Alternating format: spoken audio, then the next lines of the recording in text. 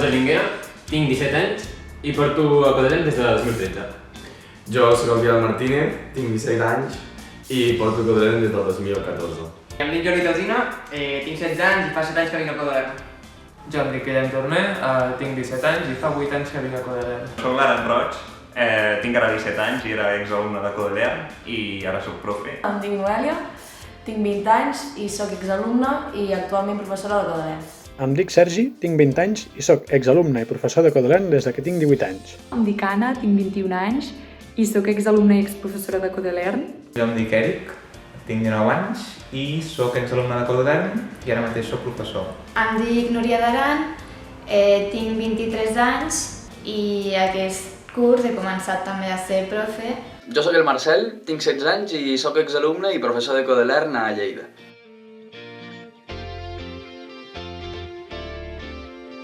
Doncs no va ser sempre el mateix, al principi van ser els còmics. M'agradava saber la continuació de l'aventura de què li passava a la fada i al mag i tot això.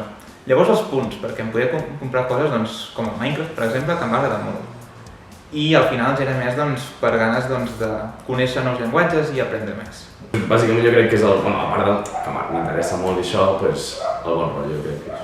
Sí, jo crec que també va ser perquè per el bé que m'ho passava a ell i perquè aprenia bastant, passant-m'ho molt bé. M'hi vaig quedar perquè em sentia molt còmode a tot l'ecosistema de Codelem, no? Tenia molt bona relació amb els professors, havia fet molt bons amics a dintre l'acadèmia i sobretot m'agradava el que feia, és a dir, notava que estava aprenent i això em motivava de cara a fer els meus propis projectes. A mi el que més m'agrada és potser les competicions i el treball en equip que es fa a llocs com l'Arco de Atlon o la Cara del Challenge, o sigui, una mica la competició. El que més em va enganxar des d'un principi va ser el llistat inacabable d'aventures. De fet, una de les millors coses que té Codelem és que pots anar ramificant els teus itineraris i no tens per què triar un camí predeterminat des del principi. O sigui, el tema que puguis fer també feina a casa i una mica cada dia, o sigui, vull dir, jo m'anava enganxant perquè cada exercici que feia, o sigui, m'anava motivant perquè sí, jo notava realment que estava aprenent.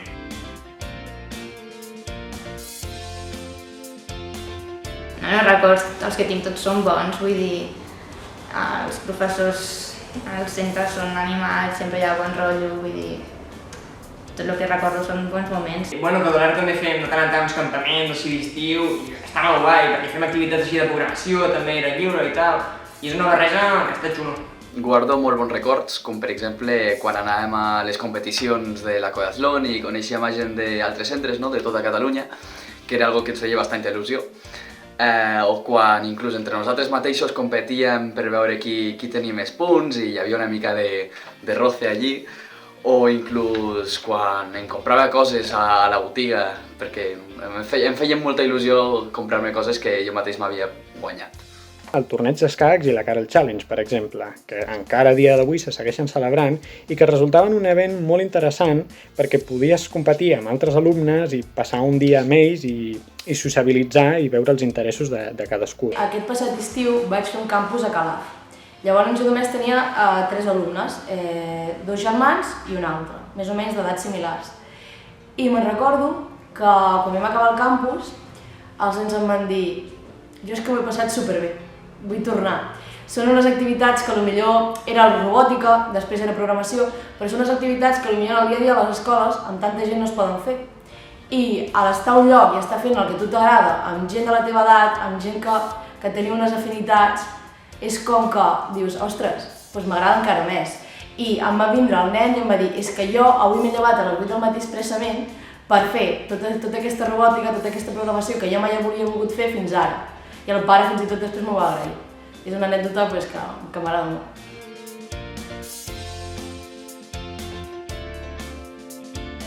Jo quan era petit i vaig entrar venia a veure què era i a provar-ho una mica, però no venia amb la idea d'aprendre una cosa en concret ni res, simplement a provar. La veritat és que va ser una mica de casualitat perquè mai m'havia plantejat aprendre a programar o no érem els típics alumnes que ens encantessin això, els jocs d'ordinadors, però els nostres pares creien plenament en el fet d'aprendre a programar i aprendre sobre les noves tecnologies. Jo de petita volia fer un doble grau de ¿qué era? Relaciones internacionales i periodismo, ¿vale?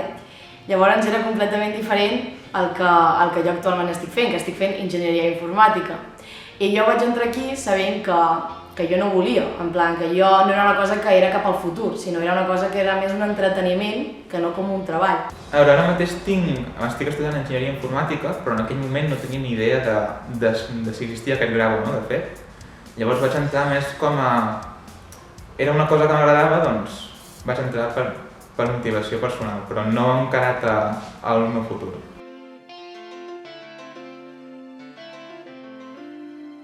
Algunes de les assignatures que ara tinc a la carrera universitària estan molt vinculades amb el que he fet a Codelern com a alumne i de fet hi ha algunes assignatures de primer de carrera que pràcticament es basen en els continguts que impartim.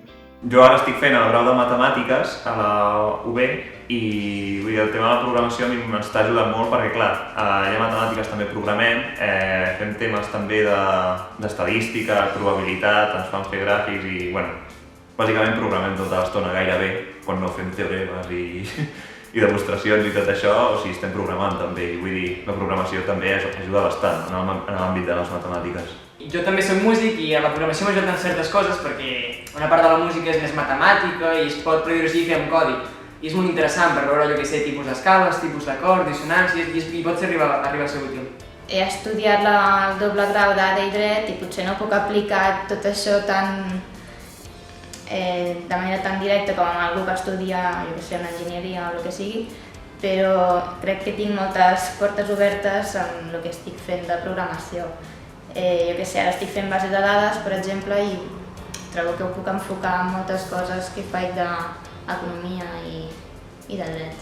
Jo sóc un estudiant de dret i ADE i aparentment podria semblar que aprendre a programar no té res a veure en els meus estudis, però sincerament m'ha ajudat moltíssim perquè ja no és tant el llenguatge en si que aprens, sinó les competències que desenvolupes de resoldre problemes i és això de pensar que realment m'han servit, a part que per algunes assignatures realment es demanava una mica programar i potser no eren els mateixos llenguatges, però gràcies a haver après a programar amb alguns llenguatges, jo mateixa m'era més fàcil adquirir coneixements sobre llenguatges diferents. Penso que ser alumne de Codelern i, per tant, aprendre a programar m'ha ajudat molt a obrir la ment de cara a aprendre noves coses i ja que programar, al final, aprendre a programar és aprendre a pensar i al final la constància i la disciplina que requereix són valors que acabes aplicant a la teva vida quotidiana.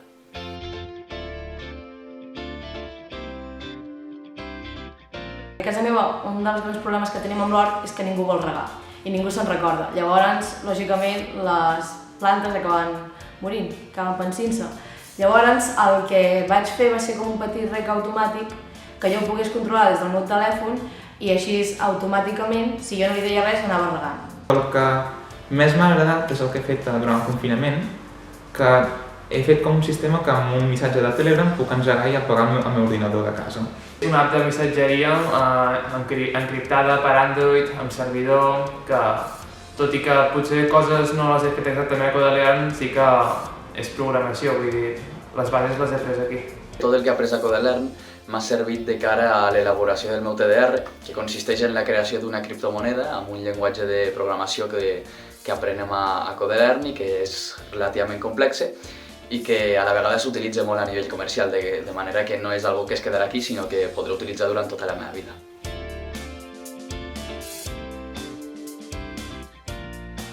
Veia que l'ambient als centres era molt bonic, sempre estem amb música, fent acudits, sempre hi ha un bon rotllo en comparació doncs, a escoles de repàs o instituts i no sé, aquest ambient sempre m'ha agradat doncs, perquè et permet relaxar-te una miqueta i no estar sempre pendent, estressat doncs, de tot. Una de les coses que més m'agrada de ser professor és que a dins de Codelern hi ha un ambient molt jove, no? Un ambient en el qual jo m'hi trobo molt a gust i que així com molta gent podria pensar que com que la meva etapa d'alumne s'ha acabat, deixo d'aprendre, tot el contrari, no? Dir que el fet de ser professor és una altra manera de d'aprenentatge i que no deixes de banda mai la programació i aprendre coses noves. Tothom ha d'aprendre a programar en algun punt de la seva vida i clar, tu com a professor poder ensenyar als nens més petits, o sigui, la teva experiència que has tingut, què haurien de fer, què els recomanes de no fer i tal, donar-los consell de què han de fer més o menys, o sigui, vull dir, és una responsabilitat però alhora, vull dir, m'agrada. Ser alumne abans t'apropa més al nen perquè tu aquell exercici ja l'has fet abans, que és petit, tot el que ell està vivint tu també hi has estat. Jo crec que això et dona més proximitat. També t'ajuda a ser una mica previsor de, per exemple, quan veus a un cert alumne que està encallat amb una aventura i tu també ja ho has passat, per tant ja saps una mica quina és la sensació que pot tenir. Ajuda molt a empatitzar amb l'alumne i realment m'ha ajudat molt a l'hora de desenvolupar la meva tasca com a professor. A mi el que m'agrada més és quan un nen em ve i em diu Noèlia, pensava que no m'han agradat, Noèlia, m'ho he passat molt bé, t'ho agraeixo, o Noèlia, m'he sentit a gust. Perquè a vegades, dintre de la informàtica hi ha molts camps diversos. I a vegades hi ha un tema que pot agradar més i un tema que pot agradar menys. I a vegades no és el que més li agrada al nen, però que et vingui i et digui jo és que m'he sentit a gust i m'ho he passat molt bé, és el que jo crec que és important en un campus o en una extraescolar.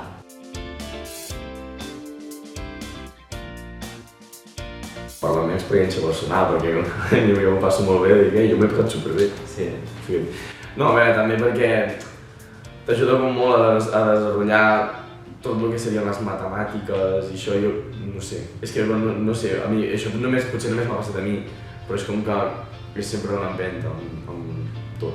Doncs perquè no només s'ensenya a programar, sinó que s'ensenyen tot un seguit d'habilitats que poden ser útils doncs, en qualsevol àmbit. Òbviament, si acabes sent un informàtic, doncs li treus més partit, però això no vol dir que no treguis partit en qualsevol altre ofici, de fet.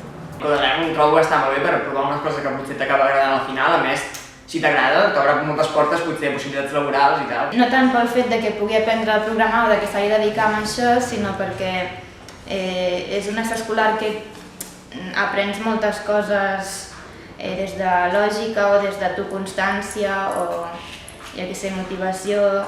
Perquè pot t'ajudar a la vida, vull dir, i t'ho passaràs bé, a sobre. Jo crec que la manera que t'ensenya a pensar Codelern de la programació és molt útil en el món d'avui en dia, ja que tot es basa en robots, en internet i per entendre com funciona tot això, saber programar és bàsic.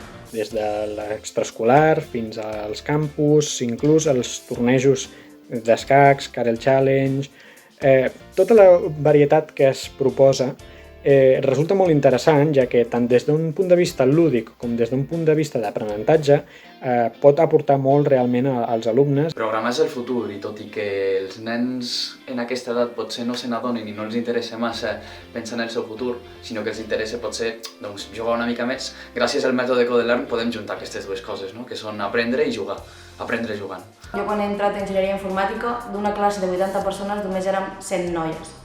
I sincerament, sí que és veritat que tradicionalment a les noies ens agraden més les lletres, les economies, però sincerament és perquè no coneixem el que és una enginyeria, no coneixem la programació. Jo, per exemple, és el que em va passar a mi. Jo quan vaig entrar no sabia el que entrava, no sabia el que era la programació, no sabia què és la informàtica. I jo crec que recomanaria a uns nens de 7-8 anys que s'apuntessin més que res per trencar una mica més aquestes barreres i així es conèixer un àmbit, ja sigui que et vulguis dedicar a la informàtica, a les lletres o el que sigui, però per tindre uns coneixements que a tu després també poden servir més enllà de la pròpia programació.